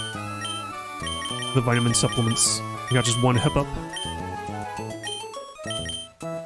Okay, cool. We got all this stuff. I forgot I had all those X items. I was gonna kind of sell them. Maybe save some room. It's so sad they caught it that during testing. Yeah, imagine if you could clone items that easily. Yeah, no, that would be too easy. Okay, we're gonna give you the Whalmer Pail. Gonkley is gonna be our gardener. No, we're gonna give you the Macho Brace because you're slow. You're just a slow little critter. At least I think so. Does she get faster as Flygon? I guess I'll find out. Yeah, she's already got 19 speed. Macho Brace doesn't make it much worse for her. So let's just do it. Oh, I need to actually get them. At least we got easy cloning and Emerald. Whoa, really? Oh, Flygon is fast also. Oh yeah, so I guess it's just as well to have the Macho Brace because I just want to. It'll accelerate leveling anyway. Oh, here's right. Here are the rare candies, B. I think I'll distribute them evenly. So we'll get her evolved into a Vibrava, and then I'll start, and then I'll kind of bring everybody to similar levels. Let's actually check their experience first, though. Okay, she's got like no experience. Okay, Relax. We won't give Relax a rare candy because we're wasting the experience bar. Or Anodyne. So Anodyne and Relax don't get anything. I think I split them between Gonkly and Opaque because Opaque is behind. But let's get Gonkly, let's see. If I give Gonkly 6, then she's level 39, and then 3 to Opaque, and he's level 33. And then Gonkly will be a Vibrava because it's level 35. So I'll split them up that way. And then I'll do the vitamin supplements on a future stream after everybody is once Gonkly is a Flygon, so I get an idea of the spread. So yeah, let's do Opaque first. Opaque wants to learn Takedown. Oh, maybe we should let him learn Takedown. There's not really a good, it's only 90. Nah, let's not learn Takedown. Even though he's got good attack for it. Okay, we'll get Opaque to 39 and then we'll do that. Flygon is very fast. Basically, it's very stupid. You don't know how this got past his thing. The emerald item cloning. How does it work? Is it also with secret bases, or is it with a new feature?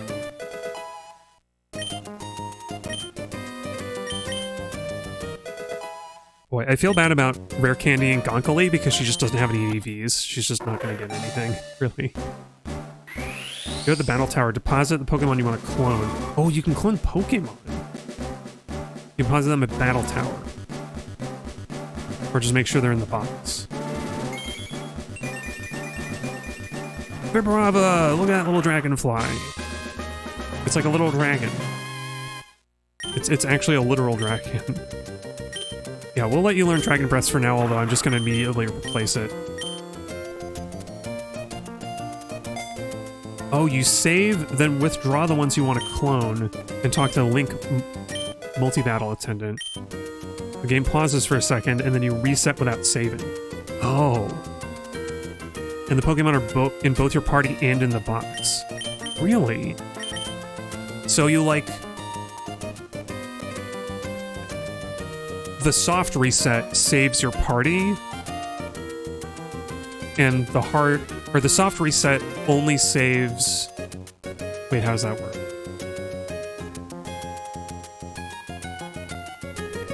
So I guess the soft reset keeps your party from... before you deposited them, and then... Yeah. When it does that short pause, the game is actually saving your party data, but not saving the rest of the game data. Okay. Yeah. So your party from... when you talk to the attendant gets saved, but your box stays in whatever state it was before when you did an actual save. Yeah. So it's very abusable. Yeah, oh, for sure. You can just create Pokemon to give to other people. And if they're holding items, you can duplicate. Okay, so we're gonna level up Gonkly more with rare candies. Because she's a good dragonfly. Oh, she's getting those speed EVs. And it actually is EVs now that we're in 3rd gen, and no longer DVs. IVs and DVs. Yeah, level 39. She got +2 speed, she got 68. That's pretty quick. You're right. Okay, and I think, does she not have Arena Tramp anymore? No, she doesn't. She's got Levitate. Which is interesting. Is Levitate the only move that they get? The only ability?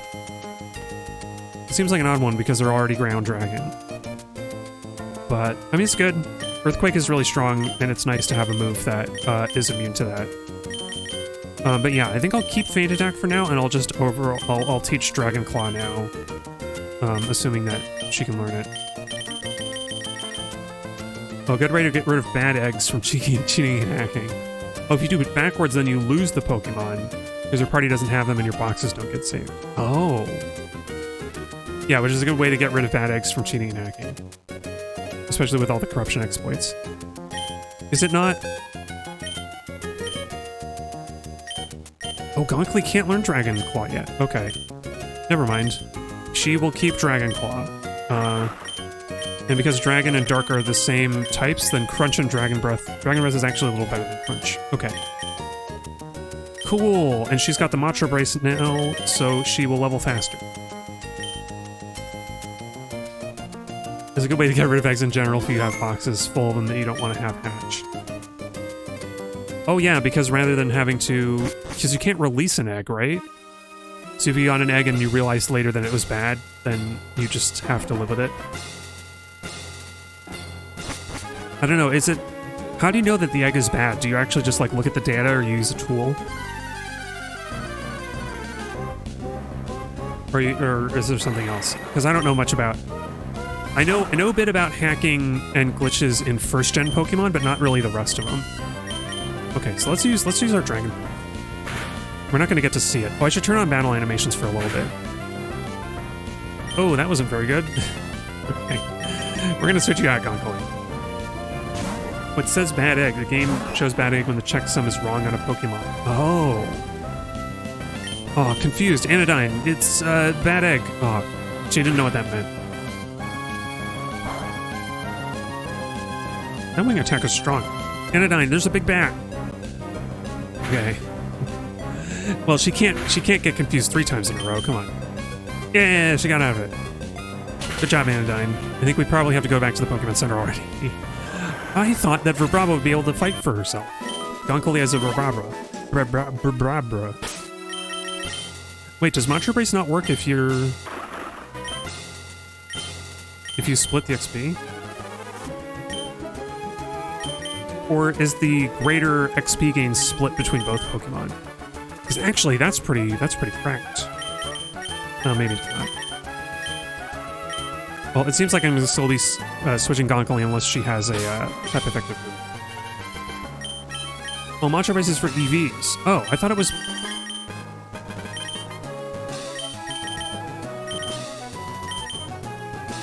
Is it?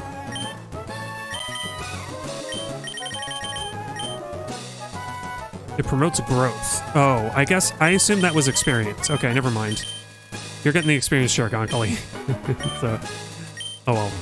Oh, it's just double EV gains. Oh, I see. Well, you know what? Now that we're actually, oops, I'm gonna use the Matra Brace on myself. No, now that we're already doing this, we may as well give her the Matra Brace to like catch up to the other team.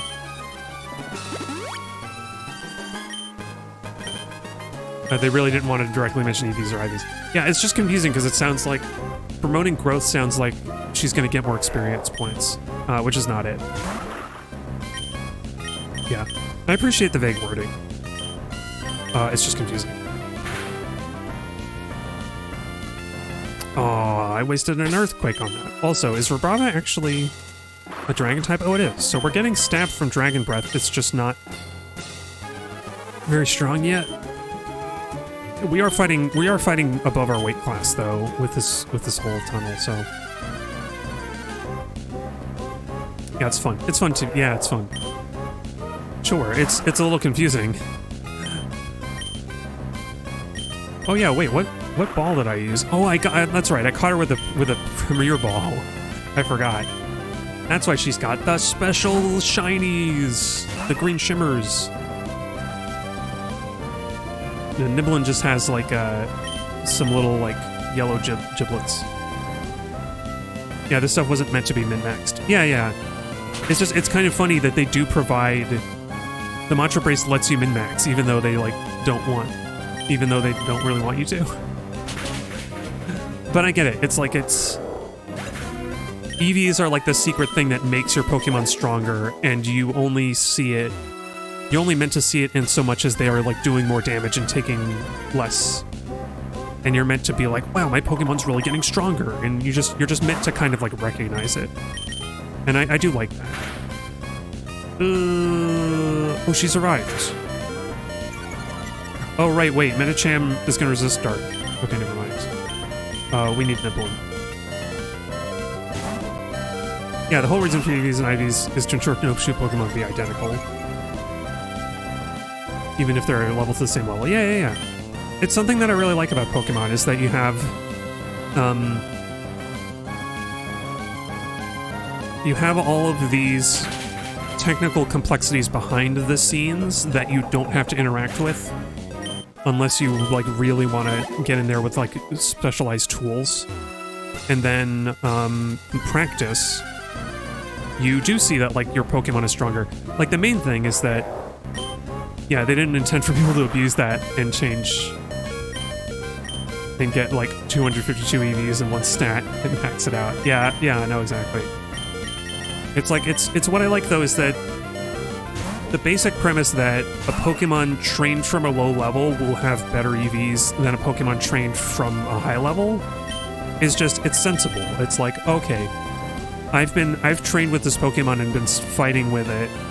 I've been battling with this, I've been fighting my own, that sounds like I've been fighting my own Pokemon. I've been training with this Pokemon and battling with it ever since it was a little, I've had Niblin ever since he was a little Tailo, and now he's grown into a big strong Swellow, and he's stronger than if I just caught a wild Swellow at level 40. And I like that. I think that's a good part of Pokemon.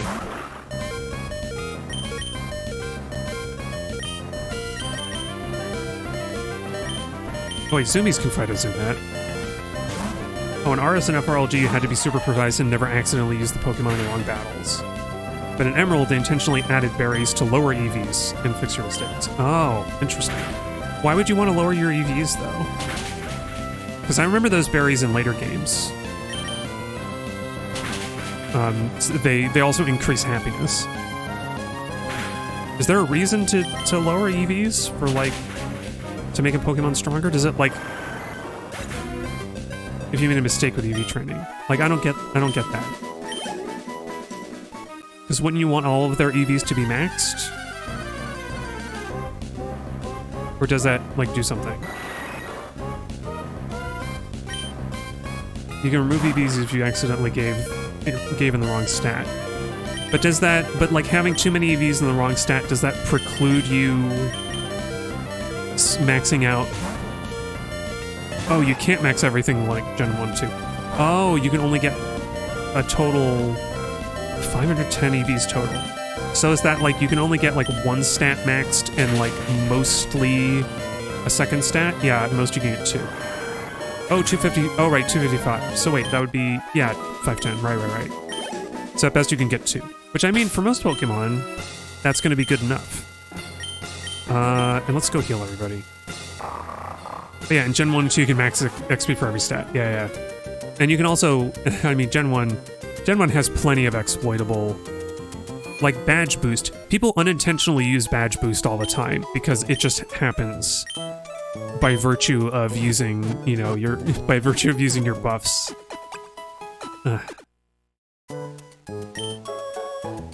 It's a fun one.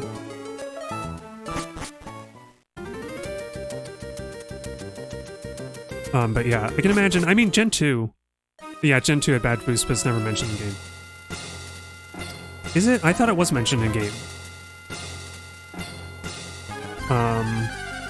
But maybe I'm wrong. I always assume badge boosts are in there because they're still in here in 3rd gen, or at least they're supposed to be. I don't know if they actually work. It seems to be a common thread in Pokemon, is like a feature that is professed in the game doesn't actually do what it says it does. Oh, right, and each badge boost is the power of that type, which is never mentioned in the game. Yeah, you mentioned that on previous stream. I was like, what, really? That was something I never knew. Which unfortunately means... Is that the case in Gen 1, though? Because unfortunately that means that some types don't get a boost at all. Actually, I guess in Gen 2, like, dark types don't get a badge boost. Because there's no dark gem. Yeah. But is that the case in Gen 1? Because then there would be a lot of types that don't get a boost. Oh, it's not in Gen 1. Okay, yeah. I was going to say, there are only 8 gyms, so... What is that? like 7 of your types don't get a boost, or 6 of them. Is it 14 types? I don't know the number of types off my top of my head. I'd have to count them. Yeah, reapplied badge boost. Yeah, no, that's exactly, like, badge boost exploitation is what I was thinking of, where, yeah, it reapplies the badge boost to any stat change. Yeah. I think that's even with X items, right? Like, you use X, if you use X attack, that's a common speedrunning strategy, to use X attack on, like, your Nidoking at the Elite Four, and then it just has all of these all of these stat boosts. Because that's a funny thing, it's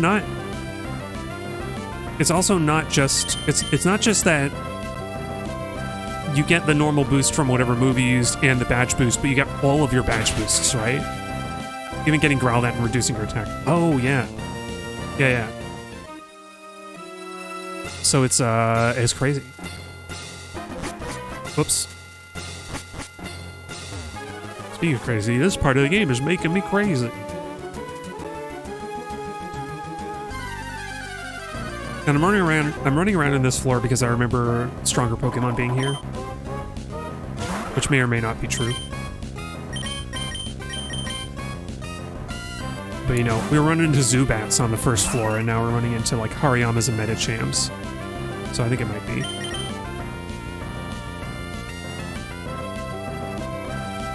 Yeah, it makes normal types really strong in Gen 2. Does it?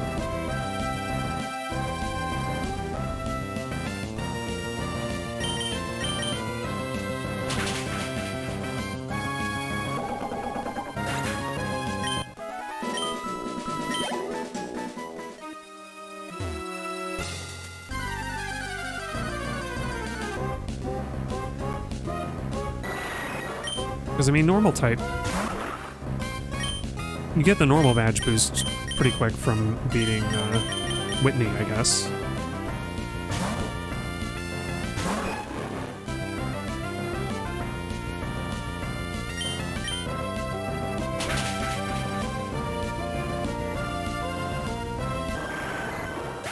You get 12.5 attack from the first badge. Oh, right. And then normal eventually gets like a type boost already. Yeah, so already your normal moves are getting pretty strong.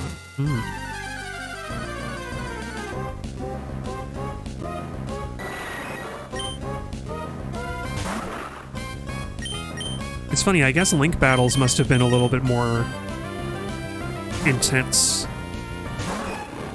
back in the day. Like, I never really did Link battles as a kid, so I don't think I would have recognized how much, like,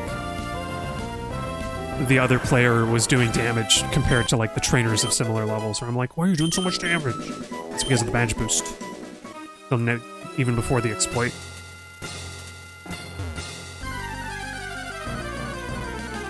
Oh yeah, and having access to 70 base power. Yeah.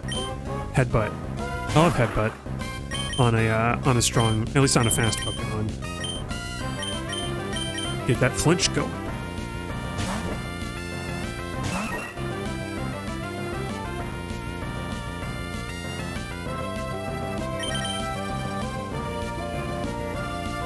Yeah, only Rock, Steel, and Ghost resist normal, so it does at least neutral damage on everything. Whoa! Wait, why does it get two 12.5 boosts? From the normal gym? Dang, I can't bring out Opaque. I guess Relax? If you get a normal type with high base attack, that's a recipe for an ass whooping. I mean, I guess it ended up being a good thing that I had Furret on my team. I didn't even realize how strong it was. But yeah, Tauros. I mean, Tauros was broken in both of the first two generations, because in Gen 1 it had like a decent special stat, and it could learn all those, like, Fire Blast and Earthquake and stuff. But yeah, we gotta get Niblin back online here, so I'm gonna jump out for a second.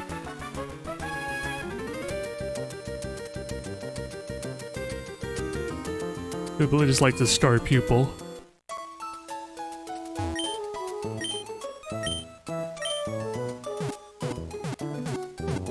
Man, I thought I was being smart with the Macho Brace. I think I'm gonna go back to the experience share, though, because we can focus on getting Gonkali leveled up faster.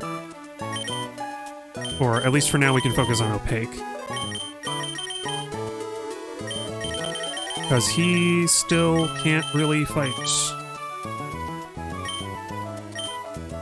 on his own. He needs help with most of the Pokemon we fight here. Let's save because I like to save. Oh, you get Tauros after, like, right after the normal badge. Oh, that's right, because you can go west of Ecruteak. There are Tauros and Miltank out there. I forgot because I've been playing the most recent version of Johto in a game that I played was Storm Silver, where they block off the exits to Ecruteak until you hit the gym, which I don't like. Oh yeah, you can get Hyper Beam at the game corner. Yeah. I forgot. If you're willing to suffer, like you described. Yeah.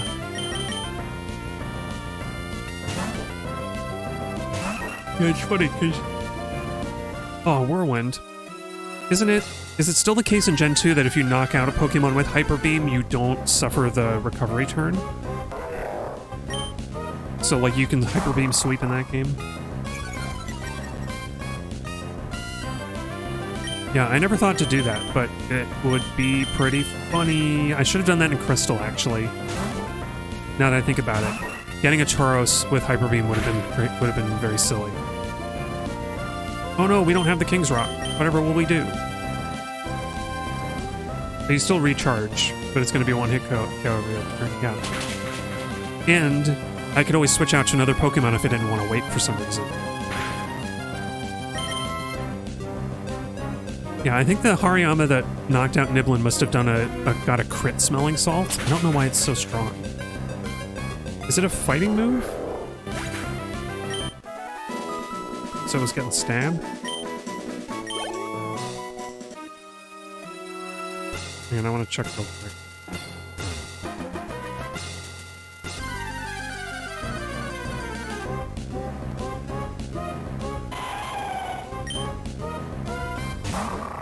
There are a lot of shadow attacks in 3rd gen.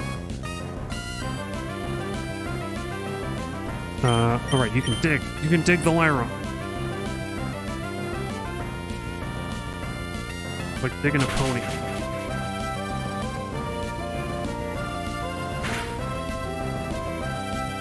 Oh, Smelling Salt's a normal move. I'm surprised that it's doing so much damage.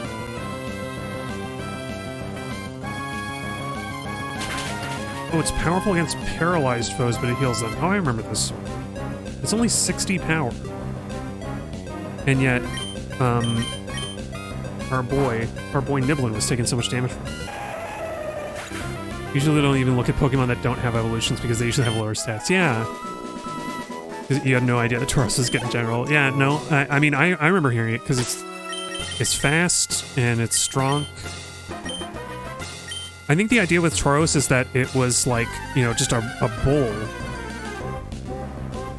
Yeah, 100 base attack and 110 speed is better than nearly every other normal type Pokemon. Yeah, sure is. I think the idea was that it's deliberately one of these. It's a deliberately overpowered Pokemon because it's supposed to be. It was really hard to get. It was really hard to go through the whole Safari Zone because in 1st gen, the only way you could get is the Safari Zone, and unless you cheat, it's hard to catch a Tauros. So it made sense. It was a well-earned prize.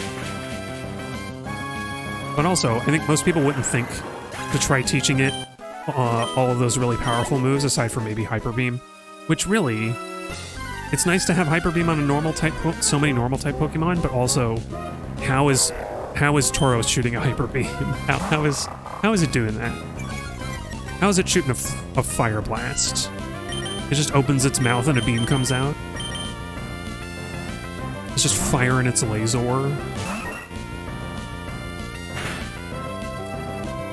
Man, frickin' Niblin is not allowed to have his King's Rock. The whole point of it is because Niblin is so fast that he actually has a chance of flinching. making somebody flinch. Yeah. It's like, I think of like, think of Tauros. Like I think that's why Alakazam is also such a busted Pokemon. It's a reward for playing with your friends and trading that most people wouldn't think of doing. Oops, I didn't mean to do that. I was gonna check his summary. Well, while we're here, let's go heal up. Yeah, Alakazam is a reward for going all in. Machamp and Gengar, yeah. Machamp and Gengar too. Although Gengar doesn't get better until 2nd gen, where it can learn all the element punches. I don't know, actually, well, now that I say that, Thunderbolt and Blizzard are pretty good. Or can Gengar not learn Blizzard? I think he can't learn Blizzard. Yeah, Tauros is a reward for really exploring the Safari Zone and keeping at it. Yeah. It's about persistence. It's exactly right, it's about persistence.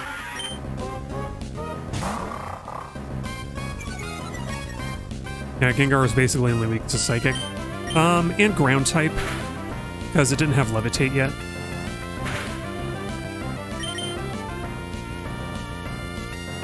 Oh no, you missed. Yeah, we forget about that. We forget about, see, I'm being a Gen 1 and Gen 2 kid. Pokemon abilities are the ones that I always forget about Pokemon having abilities. Whereas I think newer players are gonna forget that Pokemon used to not have abilities. It really rebalanced the whole scene. Yeah, Nidoking kind of did everything Gengar did, but better. Yeah, because Gengar had good special, but Ghost is considered a physical move. So, in Gen 2, even in Gen 2, Gengar struggles a little bit because its advantage. Its good stats, like its attack stats, is just not good enough for Shadow Ball to be useful. So Gengar doesn't get a stab move, even though they introduced like actual Ghost type moves to do damage. Which is a shame because the only other Ghost type that they added was Misdreavus, who doesn't have good stats at all. And yeah, Nidoking, before the special defense split in Gen 2, there were a lot of busted Pokemon. Because you would have, like you said, Nidoking. Whoops. Yeah, Nidoking only has 75 special, but enough utility elsewhere. And you can buff it with X specials. Yeah. But 75 special is not bad. If anything, it's kind of cheating. But you know what? I'm not gonna bother. I'm not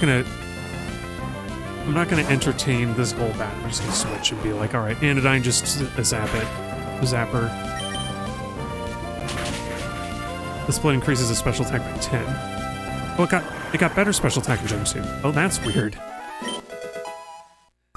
That's funny. You would think they would give it better special defense in the trade-off because, oh,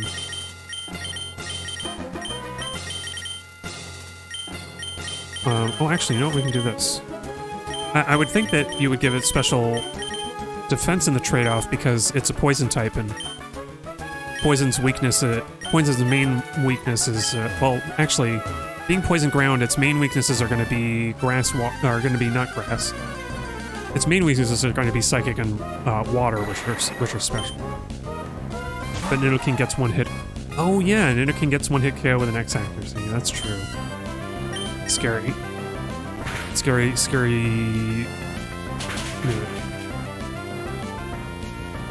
Yeah, it's funny. I feel like Ice Beam has not been very useful in Zoomies.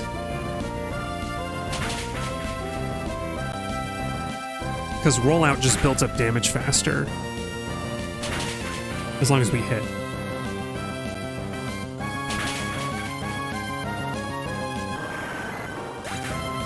Oh yeah, Gengar is with it because of 130 special, but Nidoking is easier to get. Yeah. Yeah, that's true. Nidoking also gets Stab Earthquake, which is pretty cool.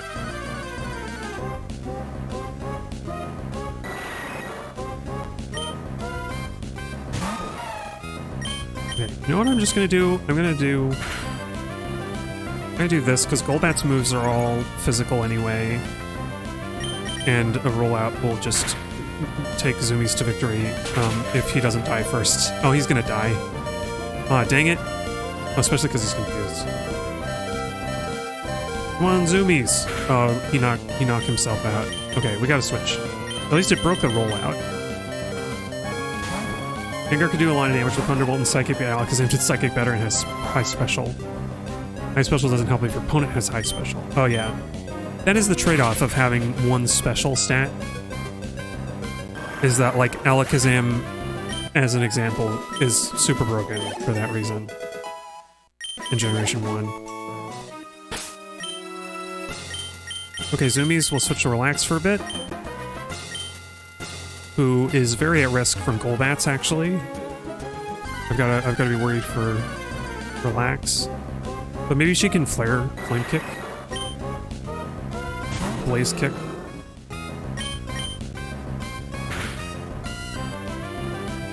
Nope, it's not that good. Okay, Anodyne come in and help. Yeah, it's so weird to you that had special together in one stat. Yeah, to conserve memory. Probably. And I mean, I think they realized because Gold and Silver were on the Game Boy Color, where I think they have more memory to work with. But I think you could still have gotten the stat split. It was just like, you know, crunching for time. Like really, really pressing time. I mean, maybe you would have to give up. You would have to have fewer Pokemon total in the roster. Makes me curious, though. I'm curious if anybody has been able to mod the game to do that. Oh, Gold and Silver didn't have more memory because they were backwards compatible. Oh, that's right. But I mean, if the cartridge had like more RAM on it, then you could store more data.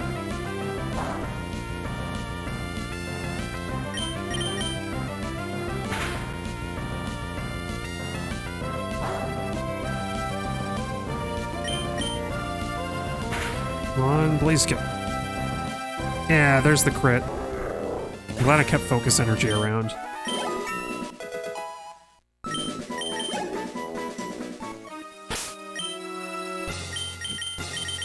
This is how I always like to do my training, by the way, is to put the lowest level out first, and then and then switch out once they're no longer the lowest level.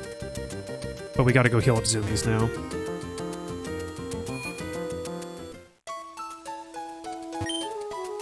Yeah, it's just, so then in that case it makes me wonder, I guess they made space, either they did have more memory on the cartridges, or they made more space in the code to actually fit. Or no, I guess it doesn't make, I guess you couldn't have more memory on the cartridge because the game has to be able to be loaded anyway. Like the game has to be like within a certain amount of size to actually load on the system. Yeah, the actual Pokemon data is the same size. But I guess the with optimizations they make, with Iwata's help, they have one more stat for the actual stats. Yeah.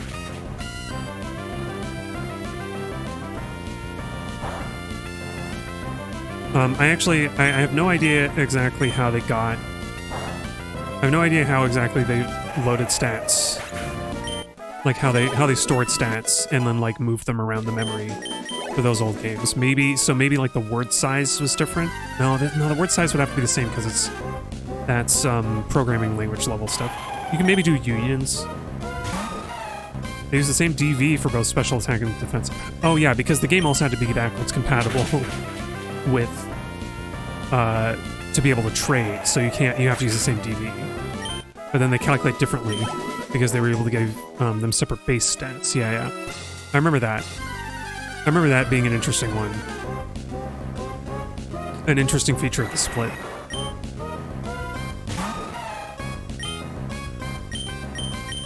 Okay, let's try roll out with this Golbat again. Air Cutter's a little scary because it crits, but maybe we can do it. It's gonna be 60. And then we're gonna get 120. Oh, and we got the Quick Claw. Yeah. I'm really glad I gave Zumi's the Quick Claw because it really helps with these rollouts. Rollout spam.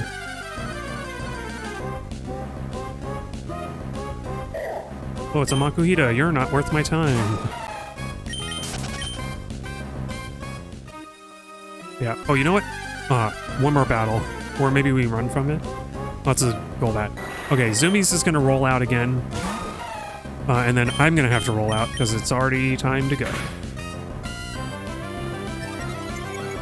Oh, they had more memory in general. Double the space for game data. Oh, yeah. So that probably made part of the difference. But they also used up a lot of that data for, They used up a lot of that data for, like, bringing back the second, region. Bringing back Kanto.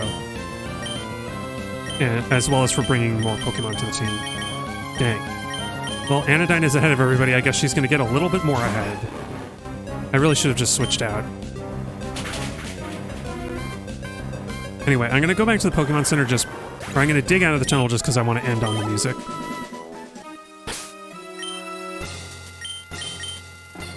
And I'll, Oh, it's the same in Japan.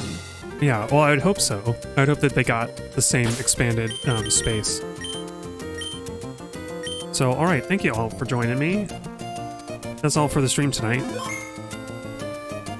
Oh yeah, oh, exactly double. 512 kilobytes in Gen 1, but they got a megabyte for Gen 2. Oh, wait. Oh, in the West we got 1 megabyte for Gen 1 and 2 megabytes for Gen 2. Wait, so they didn't have as much... Is Japanese Gold and Silver... Are Japanese Gold and Silver, like, missing something? Because they have less memory? Or did they just make space? Oh, the text takes a lot less space in Japanese. Oh, that's why. Okay. So it's just more expensive to manufacture, probably, than anything else. Well, at any rate, thank you all for joining me. It's time to go. Yeah, this is fun. A little, I always like to make sure that I do stream twice a week. Yeah, hopefully... Let me check my schedule. Do I have to move around anything? I might have to move around Monday. No, I don't. I don't have anything. Well, we'll see. I may have to move around Monday. Don't know yet. But if I do, it'll be on my thing. It'll be on my socials. So, thank y'all for joining me. Unless things change, I'll be seeing y'all again on Monday. And probably more grinding, unless I can spare the time offline. We'll see. So either we're going to the Elite Four next time, if we're lucky, or we're probably not. So yeah, see you, Mako. And thank you all again. Until next time, I'll be seeing you.